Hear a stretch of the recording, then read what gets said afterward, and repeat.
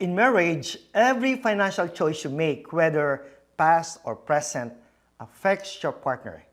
If these decisions hinder your family from reaching financial milestones or meeting monthly expenses, it can lead to frustration, resentment, and disagreements. Today, we will discuss how financial stress affects marital relationships and how couples can manage it.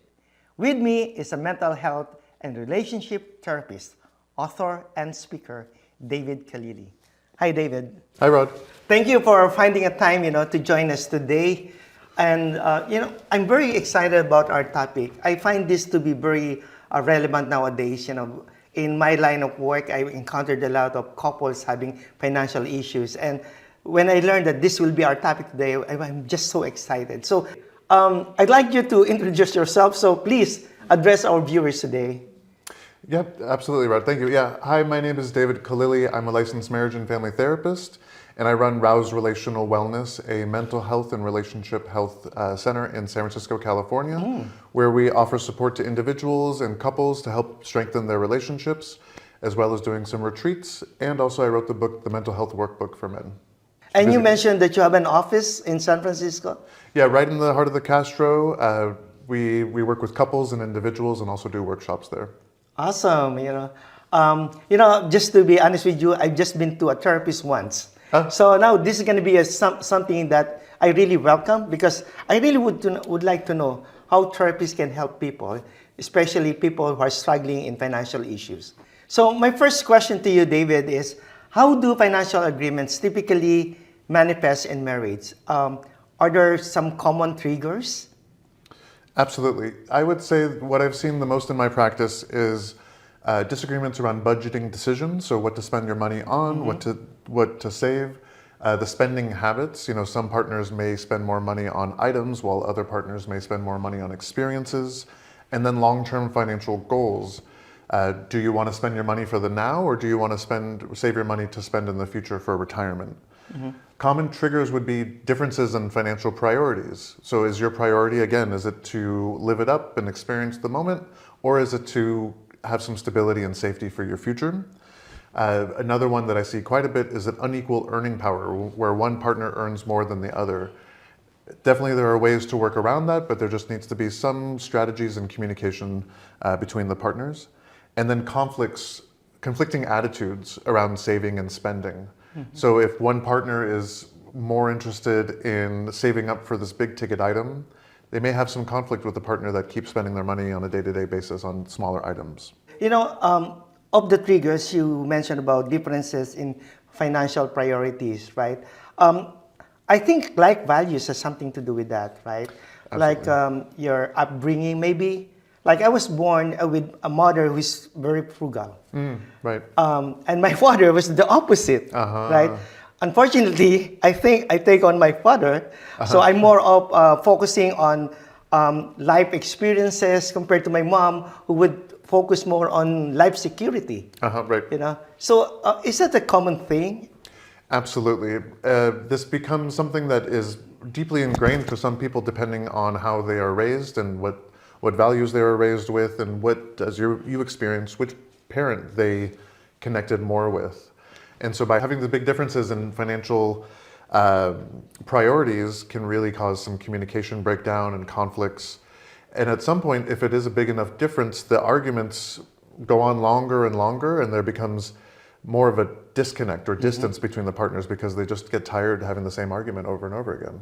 Okay. So, I agree with the triggers that you mentioned, but I just would like to add that there could be some intensifiers that I call, like all these manifestations can even be, I would say, intensified, or will have more impact, especially when there are some unexpected events or life events. Like, for example, a job loss, somebody get hospitalized, for example. So is that safe to say that these are intensifiers? Absolutely, yeah. I mean, we're seeing it now with a lot of the layoffs that are happening, but even with hospitalizations, any sudden change in your financial stability, in any sudden change in how you relate to money can really turn you upside down and can really bring the existing problems in the relationship to the surface.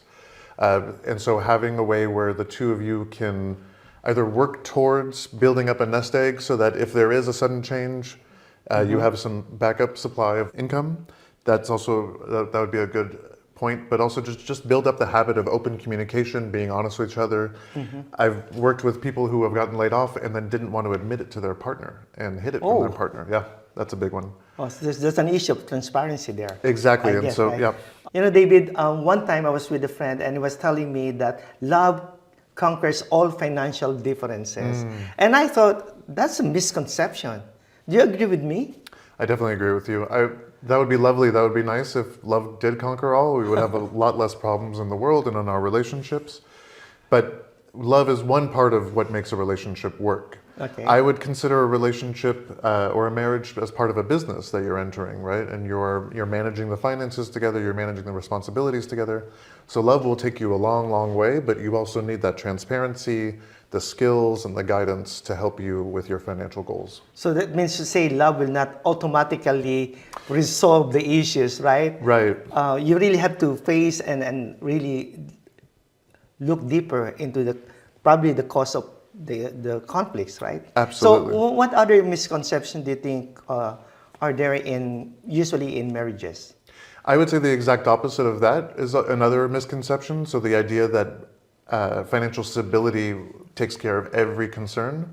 While it can take care of a lot of concerns, there is still the issue of the communication and the connection and love and trust and all the wonderful parts within a relationship that need to be addressed.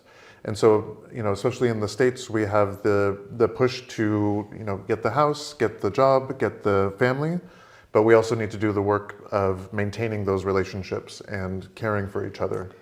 So that means financial stability is not equal to relationship security. Exactly. Right? Yeah. Just like because let's look at all these big celebrities. They all have financial stability and still failed marriages, right? Yeah.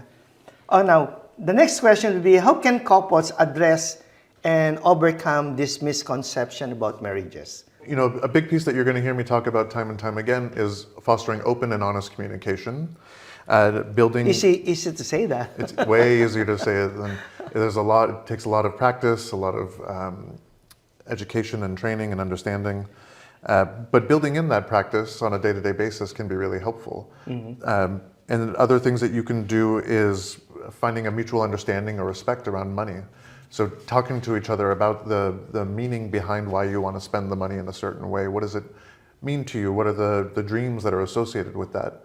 And the nice thing about those conversations is you're also learning about your partner in the meantime. You're learning about what makes them happy, what makes them scared. That can benefit the relationship outside of the finances as well. So the third one that you mentioned is about shared financial planning, right? You said it has to be something that's mutually agreed. And I find it very challenging in the sense that individually, it's too difficult already to come out with a financial plan. Right. What more if you're going to have two different people who's going to share or who's going to plan for their future, financial future. So how can you start the conversation, for example?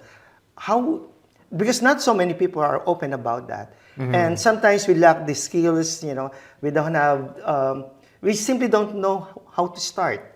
So what's your take on that? I would say a good place to start is dreaming together, right? And so you take a moment, you set aside some time, and you say to each other, where do we see ourselves in 5, 10, 15, 20 years?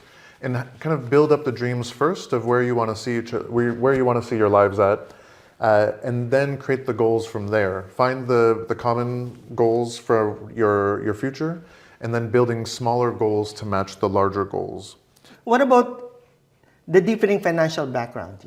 Some people, you mentioned that earlier, could be maybe well educated when it comes to finance. The other one is not, or probably the way they were raised by their parents, or the way they were influenced by the people around them. So my question is, how do you think you can reconcile these differences in consideration of the differences in background? Absolutely. I would say, first having the open and honest communication where each partner has the opportunity to express their feelings and the other partner listens to them fully, and reflects back what they heard, so a little bit of paraphrasing. Finding common ground and financial goals with each other so that you can create a joint budget and follow the similar aspirations in your goals. And then seeking support. This is a big topic, and there's a lot within financial literacy. And so outsourcing your help to go to an expert to have the support around budgeting, financial planning, can take off some of the burden and some of the stress for yourself. But a big piece would be is just understanding what is the underlying values, what is the underlying goals and emotions with the way you're spending money, because that difference in how you're raised and how money is treated as a child can really impact how you're relating to money as an adult. I was listening to you, and you mentioned about seeking professional help, right? I want to discuss that further with you, but before that, I want to ask you, because you also mentioned you always repeat about open communication, honest communication. Is there such a thing like communication strategy between couples? Absolutely. There's a variety of different approaches. One of the more famous ones is called nonviolent communication by Nonviolent. Okay. Yeah, and it has that reaction, right? And I think it's particularly evocative because people say violent. Well, how am I communicating in a violent way? Well, this strategy really helps you break down the understanding of why it's important to use I statements, why it's important to talk from I statements. Yeah, I statements would be an example of that. Would be around. I feel really nervous about our budget this month. Okay. Rather than saying, "How dare you? You spent so much money this month." Right? They kind of get to the I same tend point. to do the second one. And it can be easy to go to the second part, and that's why it takes that skill and practice. Because Okay. if we don't practice it, then we kind of go to those reactions. Okay. But we want to think about our response. And what about, could it be part of the steps, to have a regular discussion of the finances or the current financial situation? Absolutely. I recommend to the couples that I work with to have regular check-in meetings about their relationship in general. Mm-hmm. Once a week, every other week, whatever it may be. But you're setting aside time that's uninterrupted, no TV, no phone, no kids, no pets, and you're talking about your relationship, and you're talking about how things are going, and you're checking in with each other. And you can easily weave in a financial discussion into that. And by having these regular conversations around finances, you're making it less of a big scary thing that you're avoiding. It's less of a monster. It's more of just a friend or a part of your family. I remember sometime during my corporate life, I was in a seminar, and the topic was effective communication. And they always say you have to be an active listener. Yep. For a while, I thought it was just easy to listen, but it's really not, right? Yeah. And you need to develop certain skill also to do that. Right. Okay, so how can you develop something like, or how to become an active listener? What kind of skills do you really need to develop? Or simply put, how can you develop or becoming an active listener?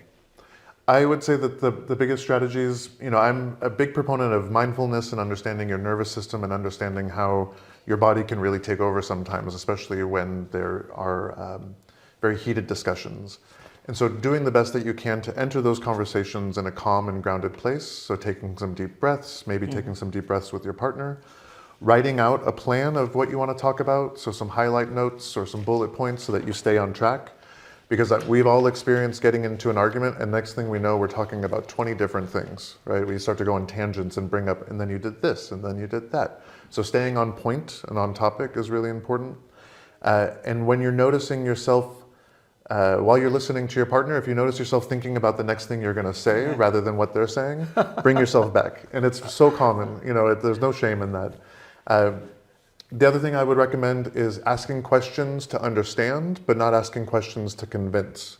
Oh. So a lot of times I see in partnerships where a couple will be arguing and one partner will say, well, don't you understand this is stressful for me too? Mm-hmm. That's not really a question. That's more of you're trying to convince them, you're trying to lead them to a point. But a real question would be asking them about their experience. So in a nice way, in a gentle way, what were you thinking or what was going through your mind when you made that purchase or when you made that decision? And then you're trying to get to the underlying meaning, the underlying values, the underlying goals for that person. Sometimes I hear couples or one of the partners would say, "You're stepping on my boundary." Being married, do you still have boundaries? I Absolutely. thought nothing. It's not when you're together, right? There's no more boundaries. But you're saying it's not true. So there are boundaries still. I would say that, yeah, there should be some boundaries within a marriage and a relationship. You're still two independent people. So the way I think about relationships is there's each of the partners and then there's the relationship. So there's three components to the relationship. And so by each person having their own personhood, they have their own autonomy and their own needs, their own values, their own boundaries. And so one partner's boundary could be, I don't like it when we yell at each other. And another partner may feel very comfortable yelling because that's how they grew up. Okay. And so the boundaries are a way to help there to be safety, security, and openness and honesty within the relationship, because it becomes this safe enough space to talk about. Is there a difference between being honest and being transparent? Or is this just the same? I would say there's some similarities, but I think the honesty, there's a little more vulnerability there. That's a good question, actually. I guess I think of more of transparency in terms of like the transparency of your documents being fully, open and not hiding anything. I agree. Yeah. So you're saying that transparency is also one of the steps or one of the strategies to be able to communicate effectively. Yep, absolutely. Yeah, Nice. you're not hiding Beautiful, anything. Yeah. So there's no secrets. Right. I mean, yeah, there's no secrets, especially when it comes to finances. It's important to have your autonomy and your independence, but also if you're working together towards a shared goal, you should be upfront and honest with each other. I'm very intrigued when you say autonomy. Again, you're couples, and you're saying still autonomy, right? So, and one of the issues that I usually would encounter as a professional or a consultant, financial consultant, we talk about discretionary fund. Couples would usually have some issues because someone is more a big spender compared to the other, right? And I thought the best way to handle that would be through having a discretionary fund. But what would you recommend on how to manage a discretionary fund? One of the ways that I found works the best is for both partners to open up a joint account, and both of their incomes and any of the money goes into that joint account, and then they each have their own personal account on their own that the other partner doesn't have access to, can't see, doesn't know what's going on over there, but they have an allotment that they agree upon. Allotment. From their joint account to their personal accounts. And the allotment is also an agreement between the two. Exactly. They come to a discussion. No one can dictate, you're going to get 40 and I'm going to get 60%. Exactly, yeah. Okay, so it's still an agreement, right? So when you say, so I don't have to check how you spend the money. Yeah. If it's allotted to you. Is that the way it is? Exactly. And then you have your independence, your autonomy. You can go spend your money on whatever it is that you want to spend, and your partner can spend it on what they want to spend. Okay, now, this is the question. Let's just say, the conflicts continue despite efforts taken by both couples. What is the next step? I would definitely recommend seeking outside counsel, whether it's a marriage therapist like myself or a financial professional like yourself, to help guide them and create a safe enough space to talk about this openly. It can be really vulnerable to seek support. Not many people want to seek support. Yeah. But I think there's a lot of strength in seeking support. Acknowledging your areas of growth or acknowledging where you don't have strength in is a big, is a great strategy for overall success. So an example is, I run my business, but I am not great with bookkeeping. So that was the first thing that I hired out, was I'm not good with numbers, I'm going to hire that out. As a couple, if you acknowledge finances are not our strongest suit, or resolving conflicts aren't our strongest suit, then hiring an expert or an outside professional to help guide you through that way can help build up those skills so that later on in life you can have those skills to apply to financial stress. Yeah, I agree. Like we mentioned about communication skills, listening skills. These are not easily learned. Even as an adult, I still struggle on those kind of things. But again, going to a therapy, for example, is something that I do not do.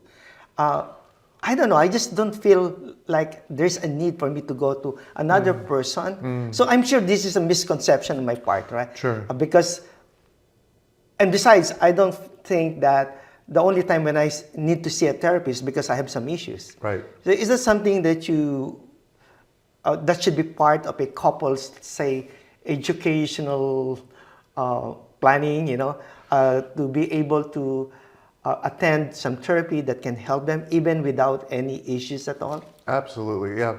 I would. There's research out there that shows that couples that enter premarital therapy before they get married, where they just talk about their main goals, how they feel about money, sex, kids, things like that, helps their relationship far and beyond couples that do not do that. And when you come into therapy or financial planning when there isn't a crisis or isn't an issue, you're a little more grounded and you can be more present in the discussions, and you can have a bit more of a different approach than if you were in crisis mode. In crisis mode, you're just trying to put out fires and you're trying to put band-aids on things. Yeah. But by building up the skills while things are okay, you can kind of build up that muscle memory. So with learning about nonviolent communication or other communication skills, I tell couples to try out these communication skills with very basic conversation points. So don't wait until the argument to try active listening. Practice active listening over breakfast, talking about the day you had before or how you enjoy your favorite meal to be prepared. So very innocuous, subtle things, but you're just kind of practicing the habit. And then to your other point, you may invest in personal training, you may invest in the stock market, things like that. Those are ways of investing for your future. Mm-hmm. Spending money and investing time and money into therapy or into relationship skills is another way. It's an investment. It's an investment for your future. Right? Yep. Yeah, exactly. We always would like to better ourselves. We're going to a lot of these trainings, but we never attend training to improve our own self. I mean, we do once in a while, sure, but it's not really a part of the plan. Right. So it should be part of the plan. It should be like a normal practice for you. Yeah. David, you always mention about or advising people to see a therapist, specifically for couples who have issues. Mm-hmm. But it's so difficult. Like maybe one of the partners does not agree, right, or does not believe in therapy. So how would you encourage, for example, if you have a partner who has that kind of attitude, how would you encourage him? Or how would you encourage couples in general to see therapists even if they don't have any issues at all? Yeah, I would recommend thinking of this as an investment. Thinking of it as an investment like you would with personal training or a gym membership as an investment in your physical health. Why shouldn't we invest in our mental health and relationship health? Mm-hmm. And by going into therapy when it's early on, when there's no issues, when things are going great, is a wonderful time to go into therapy because it's much easier to take in new skills, new strategies, and also listen to your partner when you're not activated, when you're not stressed out, and when you're not arguing. They've shown that couples that enter premarital therapy do wonderfully later on in life. So building up that foundation, just like you would build a foundation for a house, mm-hmm, you're entering couples therapy to build the foundation for your relationship, and then you can build your house from there. Couples definitely would experience challenging times. Mm. So how can you cope with that? How would you advise them? How would they be able to cope? What are these coping mechanisms that you can recommend to them during hard times? So during hard times, the big thing about the difficult times is a lot of times they're sudden and they're unexpected. Okay. And so building up that pattern again of supporting each other, of open communication before those times show up can help build that baseline. So you're supporting one another, you're open and honest with one another. As I said earlier, we have heard of cases where someone loses their job and they don't tell their partner. Be open and honest with each other. Show your cards. Tell each other, this is what I'm working with. These are my concerns. Try to offer emotional support and tactical support. So The emotional support would be listening to you, talk about your stress and concerns. The tactical support would say, okay, let's work on your resume together, or let me reach out to some friends and see who has an opening at their company. And then focus on solutions. So rather than looking at the past and saying, well, you should have done this and you should have done that, and why did you do this? Just look forward and think about what you can do that's within your control. And last but not least, establishing shared goals. So whatever the concern may be, I would say, okay, we need to get down to just spending what we need, and we need to make sure that we get our income up in X number of months. As long as that will help the two of you be on the same playing field and moving in the same direction. Okay. Somehow, maybe you did not mention it directly, but you were alluding to something like, for people to try to develop conflict resolution skills, right? I remember during my corporate life, I know how to handle, I've learned how to handle conflicts, but I just can't understand whether that same set of skills can be applied into marriage. I would, I'm not too familiar with that particular type of conflict resolution within corporations, but from what I understand, it is very similar. You're going to have you're probably going to be a little bit softer with your partner than in the corporate world, but some of the strategies are going to be pretty similar where, you're taking turns, you're actively listening, you're speaking from your experience and I statements, you're not naming and blaming. One thing that I recommend for couples quite a bit is it's okay to take breaks as long as you come back to the topic. So sometimes if you're just noticing yourself getting really heated and repeating the same things over and over again, and you're not hearing each other, that's your nervous system has taken over and you're just in fight mode. So take a break, 20 minutes, 30 minutes, maybe even 24 hours if you need it, but I recommend 20 to 60 minutes. And then you got to make sure to come back to the point, because so many times you can say, I need a break, and then you just kind of go off and the conversation never is returned to. I think that's one of my issues. I don't want to take a break. When I'm in a heated argument, I want to say, no, I want it done now. I want to resolve this issue right now. I don't want to wait anymore. So that's really bad. So, wow. That's an eye-opener for me. Oh, yeah. Take a break, right? Take a break. It's okay. Just come back to it, right? And it's going to work out for the best of both of you by doing that. Because we know when you're in that heated moment, you may say some things that you regret later, or kind of dig yourself deeper into the hole. Sometimes I don't know how to read body language. Sometimes it's already obvious, right? So when you're communicating, when you have the issues or conflicts, you can already sense that. Some people are not too verbal about it, so they remain quiet. Just like you mentioned before, it could be a big argument, or somebody will just remain quiet, right? So is there any other coping mechanisms that you can discuss, David? Yeah, I would definitely recommend focusing on self-care practices. If there's unexpected financial stressors in your relationship, you're going to feel really stressed out. You're going to feel worried. So finding some things to calm yourself down, whether exercise, for example. Exactly, exercise, meditation, journaling, talking to friends. And then within that is focusing on not drinking alcohol. No, unfortunately not. It works in the moment, but it causes some ripple effects later on. Unfortunately. Sometimes when I'm in a difficult situation, I try to focus on gratitude. What are my blessings, the blessings that I receive in life? Yeah. And it's helping me. That's part of my coping mechanism. Good. Is that something that you would recommend for people to really do? Yeah, you're one step ahead of me. Yeah, you're using a lot of the great strategies, right? Where the gratitude can be really helpful in just balancing out what's going on. It doesn't mean that you ignore the negatives or ignore the worries. You're just balancing the good and the bad, because that's what life is. Life is all about the good, the bad, and the in-between.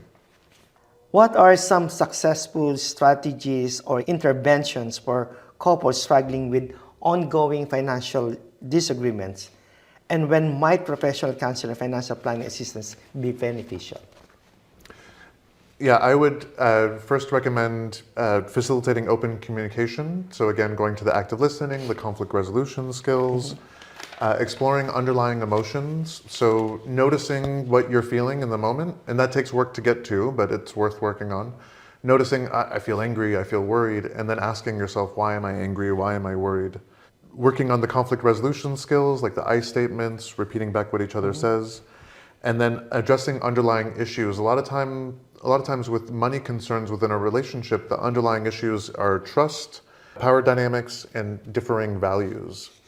And so with those situations, I would recommend reaching out to a couples therapist, just to have that support of a neutral third party that can help you guide through having these difficult conversations and understanding each other a bit more. But if you're finding yourselves having the same argument over and over again, or you're feeling really overwhelmed, or you've just hit your wall and you don't know what to do anymore, then reaching out to an expert like a financial planner or a therapist can really help rescue your relationship. Earlier, we talked about trust, and differing views as some of the issues, right? If you don't trust your partner, it could cause some issues. What about power dynamics? Like one partner is a lot or very, very successful professionally, and the other is not. So it's causing some tensions there. How would you approach that? Yeah, that's a common issue. I see that a lot in my practice, where one partner earns more and affords the ability to take care of the other partner and take care of the house and all the responsibilities. And so acknowledging where the areas of participation is in the relationship. What's your domain of expertise in the relationship? One partner's domain will be the finances. The other partner's domain may be helping raise the family, maintaining the house, or operating a different part of the family structure. By acknowledging the different ways that we contribute to the relationship, that can help with the power dynamics and power differential. Or at the very least, noticing, wait, maybe one partner does need to contribute a bit more, whether it's financially, whether it's tactically, whether it's a variety of different things that can help the relationship. I remember you mentioned about, defining responsibility of each of the partner. Yeah. But I have a personal experience. When I was a kid, my father was actually the one taking care of all finances. My mom, very submissive, would not argue how the money would be spent. And she was just taking care of the kids, of the family, education, etc. And she did that very well. Unfortunately, my father passed away when I was 13, and she was left alone. Yeah. And she didn't know about finances. Yep. So I'm worried about. I'm saying that because you talk about share, really good point. splitting responsibilities, but if you overdo it, it could also lead to disaster, right? Right. So when you say define responsibility, doesn't mean that you should stop learning it too. Exactly. Okay. With one strategy within running a business is you have each person understand the other person's roles, even if that isn't their responsibility, so that if the other person gets hit by a bus, decides to quit, that other person knows what to do later on. The same thing can be applied within a relationship. By cross-training each other and understanding what each person's roles and responsibilities, if anything happens to the partner, they can just step right in as best as they can. And take over, because yes, I've seen that happen in many, many relationships or long-term marriages where one partner dies and the remaining partner is left not knowing what to do or how to survive the next steps. Lost, right? Absolutely. It's been a very fruitful day, having a conversation like this, having a conversation with an expert, particularly in marriages, because again, this is a very timely issue nowadays, because I don't know how many percentage of people getting married and getting divorced afterwards. Right. But I know for a fact that one of the biggest reasons of divorce is actually because of financial conflicts. Yeah. They cannot settle their financial differences or the way they view things. So I'm going to give you the floor now to you. Address our viewers, tell them, maybe you can give them your last words. Thank you. Financial stress doesn't have to ruin your relationship. There are many skills and strategies that you can learn and employ within your relationship that can help have these difficult but necessary conversations. And there's no shame in seeking out support. That's why professionals like myself and Rod are out there in the world to help you and your partner go through your difficult situations. Thank you so much, David, Thank you. for spending some time with us. I learned so much from this. Good. I'm sure our viewers did too. And so thank you again. Thank you. Thank you for joining us today. We hope this session has provided valuable insights and tools to help couples navigate financial stress and strengthen their marriage. Remember, open communication, mutual understanding, and proactive planning are key to building a secure financial future together. Here's to a happier, healthier, and financially stable relationship. Wishing you all the best on your journey together.